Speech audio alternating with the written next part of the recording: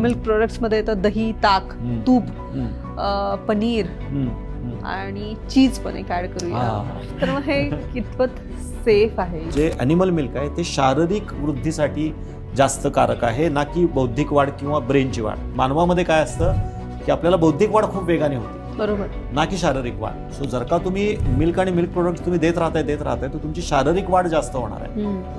So ह्याच्यात लक्षात घेणं काय गरजेचं आहे, नेमकं काय हवंय, कशासाठी आपण ते घेतोय याचं थोडंसं लॉजिक समजून घ्या. ॲक्च्युली 1 ग्लास दूध, ते पण तुम्ही स्किम मिल्क म्हणलं, तर 1 ग्लास दुधामध्ये 10 ग्रॅम फार मुश्किलीनं 10-12 ग्रॅम, 2 अंड्यांमधून पण 12 ग्रॅम प्रोटीन, तसं बघायला गेलं तर त्याच्यापेक्षा जास्त येत नाही. तेवढं प्रोटीन तुम्हाला रेग्युलर तुमच्या खाण्यात असे कितीतरी पदार्थ आहेत. अगदी आपले बेसिक शेंगदाणे जरी आपण घेतले, बाकी कशाला, तीळ ह्याच्यातले, किंवा कुठलंही सीड तुम्ही घेतलं कुठलंही, तर 2 किंवा 3 चमचे जर का तीळ तुम्ही खाताय तर त्याच्यातनं तुम्हाला प्रोटीन तुमच्या खाण्यामधून येऊ शकतं. सो कितीतरी असे व्हेजिटेबल्स आहेत, कितीतरी अशा पद्धतीचे ग्रेन्स आहेत की तिथून तुम्हाला ॲडिक्वेट प्रोटीन मिळू शकतं.